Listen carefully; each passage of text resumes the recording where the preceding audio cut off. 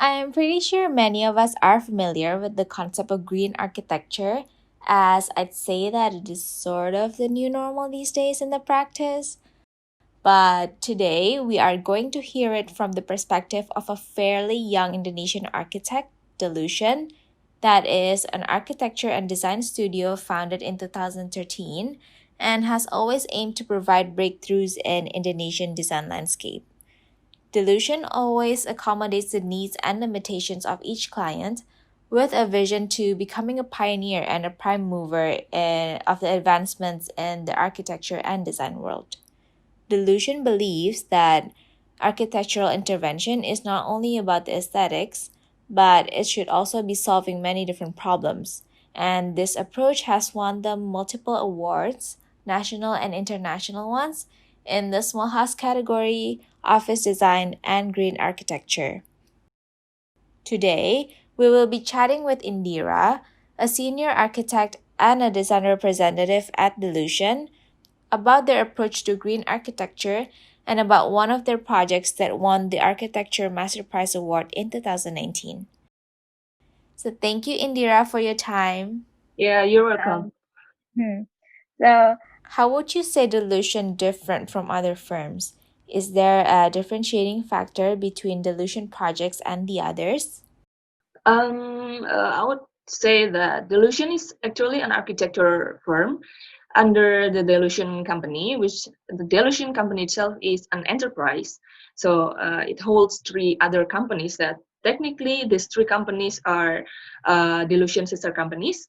And they're related to each other. So, for example, the Delusion Build as the constructor company. We have Onel as the furnishing retail company, and then we also have the Delusion Land as the property developer company. So I would say that having three other sisters company that are related to one another makes Delusion provides more options to the customers. So it has become like a one-stop solutions for the customers project. Even though I need to emphasize that we are also being open to the customer if they want to choose other options for their building solution, then working with our sister companies after the design processes have done. So I think that what makes Delusion becomes different from other architecture firms, as in the company profile perspective. While from the design, uh, as the working culture, we are always implementing four elements of the work culture. Uh, the first is doing research before starting a project. So it includes observing the branding identity of the client and like putting the green architecture approach to the design, and then we are sticking with the idealism. And if we combine these two elements and implement it to start the design, it could be by observing the client's behavior and culture values, exploring the culture environment, building functions, etc. And then the third is in doing team management. In Delusion, we're breaking down the team, focusing on the individual strength to maximize the working the working process in either architectural planning, interior designing, detailing, engineering, etc. And then for the last one is fitting to the client's budget. So this is important for us. These four elements of doing design. So you said that first you do some research and then evaluate if you can incorporate green architecture into the project.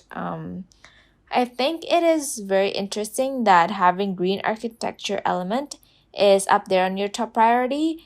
So actually, when talking about green architecture, what are the things that you focus on first, or which issues do you usually tackle first? The first aspect that we are usually focusing on is, I think, site visit and observations, because it is important because this site location potentially speaks a lot about how close we are to approach the green architecture.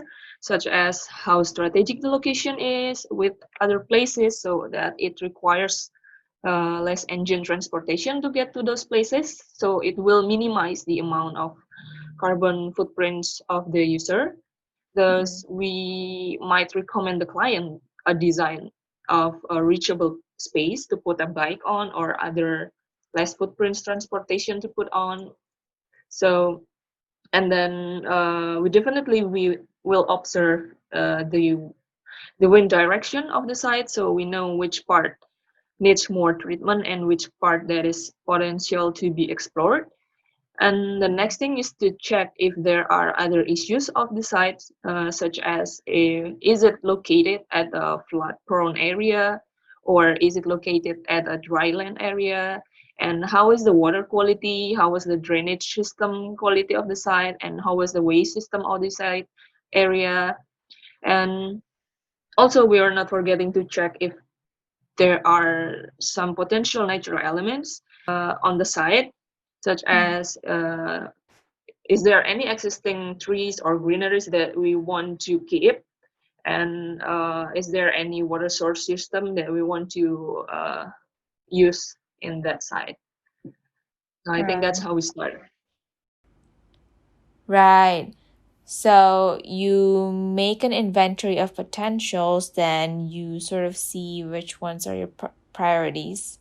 But you mentioned also that you observe the site location and then see if it can require less engine transportation to get to places. So you do take into account the user behavior after you make the building, right? So in a way, you as an architect are also educating the client on how to live a greener lifestyle in hopes to changing their behavior, of course.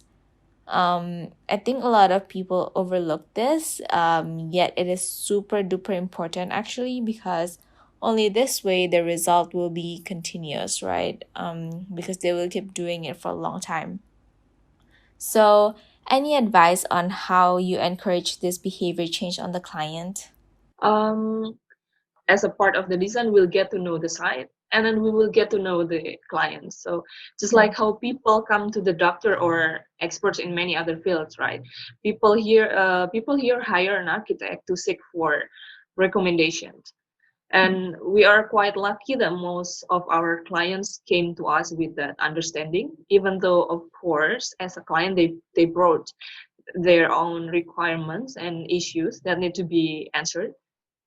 Uh, Hence, and as an architect, we also need to have the understanding that architectural project is not an architect an architect's project. So therefore, even in giving recommendation, we need to collaborate with other party. And in this case, one of the most important party is the client themselves. So before we start to give any recommendation, we will first have a discussion with the client. Yeah, for example, the owner of one of our projects, it's Flow House. Uh, the owner are a couple who have full-time job and spend most of their time in the office. So therefore, they need a house for them that should be a place where they can get closer to interact more with each other and their family. So the existence of the void, if you have checked the project, there is a pretty, pretty much a huge void that is playing a role not only to accommodate the natural light and airflow to come through to the building, but also as it worked as an interactive open space where the occupants might interact and connect with each other easily. And another example of our project is the Gold Car Party Office. The brief was to create a design where people are no longer feel intimidated to visit a party office, and how they want to change the function of the first floor of the building into a public space. But instead of just replacing the function of the first floor, we developed the whole building and the landscape area as a new green open space in Jakarta. So We cover the building with the greenery so that it might become a productive architectural element that release oxygen to the air. Also, the change of the landscape, we can see now that it has become a green open space, that it has invited people from different ages and backgrounds to come through to the office area. So that's some of our work, our approach to our works that has um, encouraged people to react to react differently to the design when it has when it has been built. Yeah, so there are sort of like psychological cues or triggers to a change in behavior. Mm, out of the green architectural elements you mentioned before, which one would you say is the easiest to implement? Wow, yes.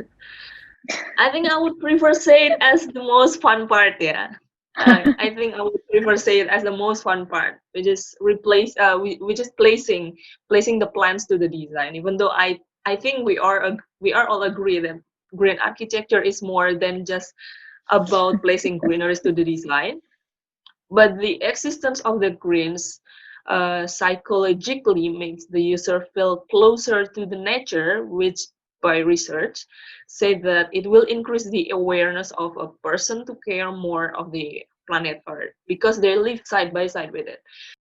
Yeah, like we said before, right? It's psychological cues. Yeah.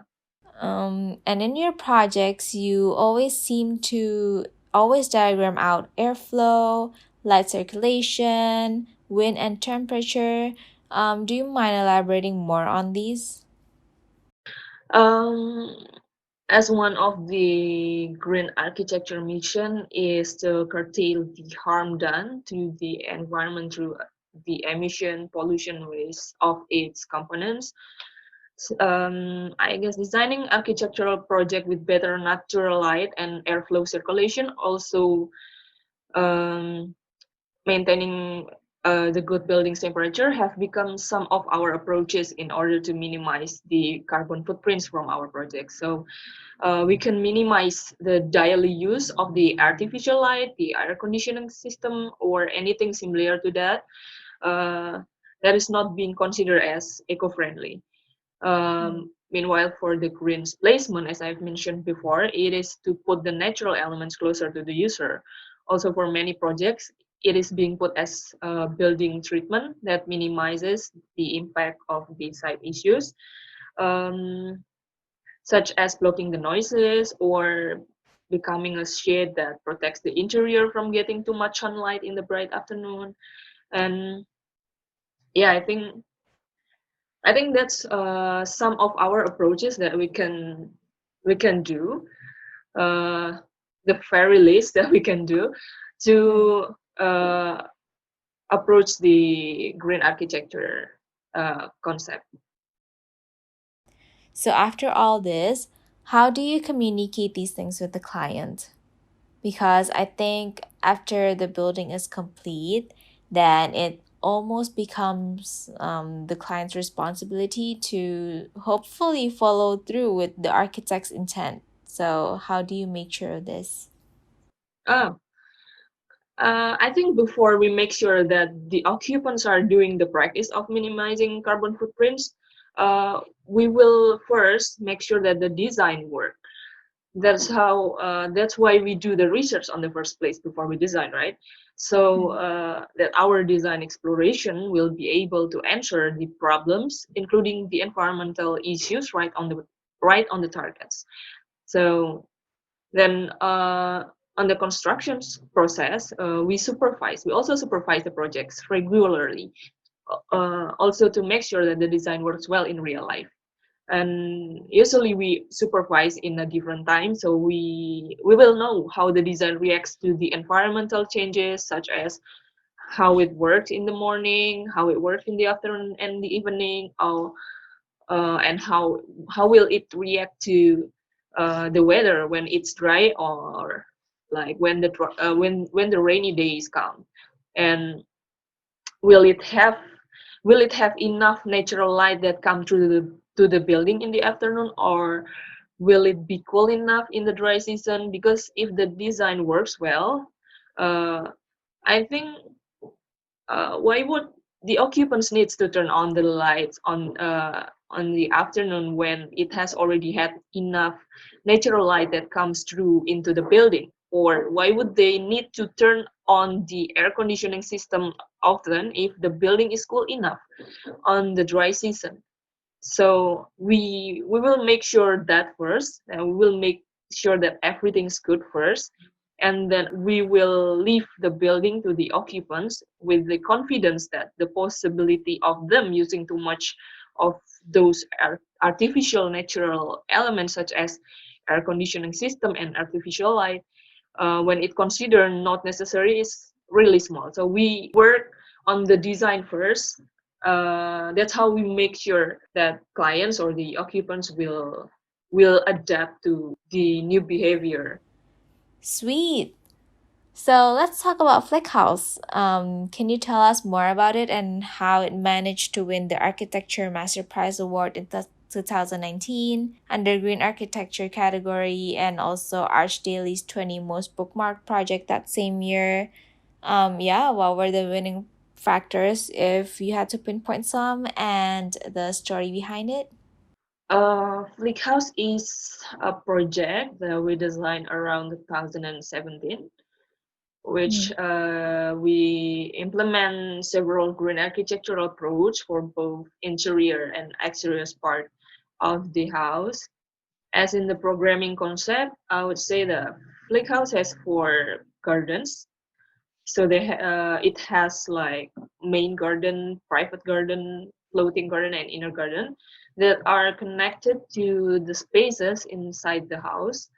uh, if I break it down, the main garden, for example, it is directly adjacent to the communal area, such as living room, dining room, and pantry, and it's separated only by a large sliding door that can be opened and closed easily.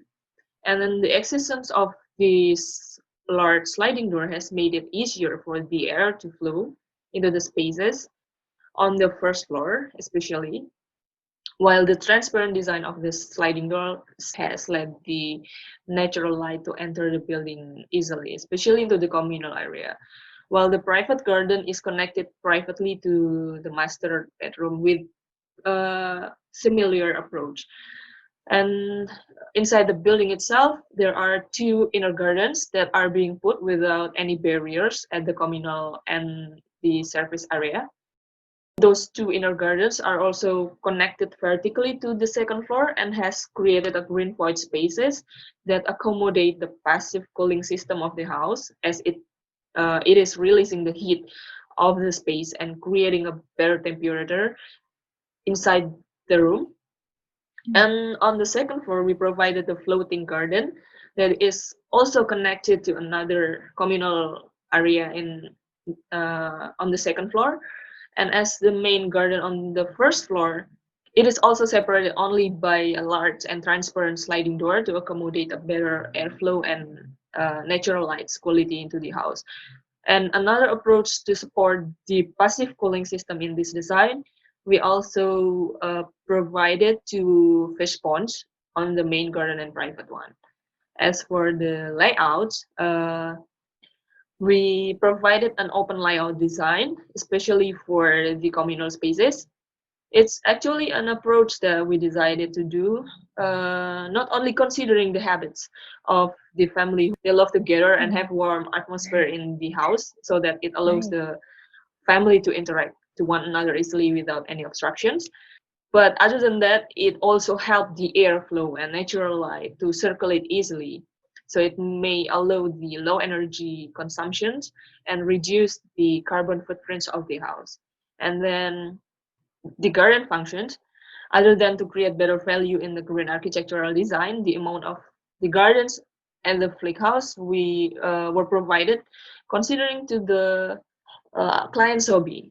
The clients love to gardening and they love to live side by side with the natural elements, and it is to recall their childhood memories from their hometown in Central Java.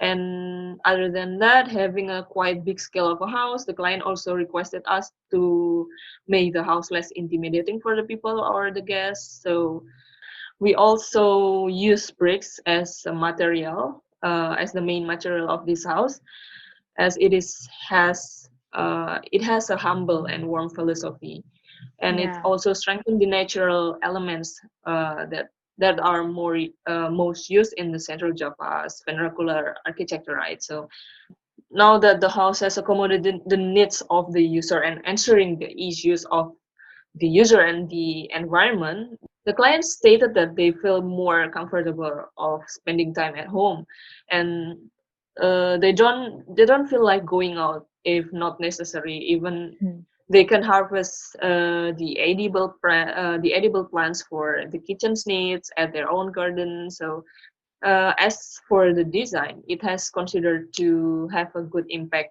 for minimizing the carbon footprints to the environment, because it has impacted to the client's behavior, that that after they live in a building, they love to spend time at home most of the time. Nice. That is a very thorough story and certainly one that we can all learn from. So clearly, green architecture is on top of your priority, right? Has it always been like that since the studio started? And if it were, what made you have this mindset? Since the first time we started the studio, we have been believing that being an architect means that our contribution will affect not only to our clients, but also to many other aspects, including the environment. So we decided to become more responsible to our designs. And one of the approaches is by practicing the green architecture design in our projects, as it will give impacts, hopefully, in the long term. Because if we are able to give impacts, I think we're all agree that we want to give the good one, right? So Hmm. yeah, we've been practicing it since the first time we started the studio. So you found that in order to make great impact, it is crucial to implement green architecture. Is that why? Uh, yeah, it's one of our efforts to give a good impact, not just to our clients, not just to ourselves, but also to our environment, for sure. That's awesome. We always love learning from architects who are very holistic in their approach to design. So, thank you so much for this inspiration. We really appreciate your time, Indira. My pleasure.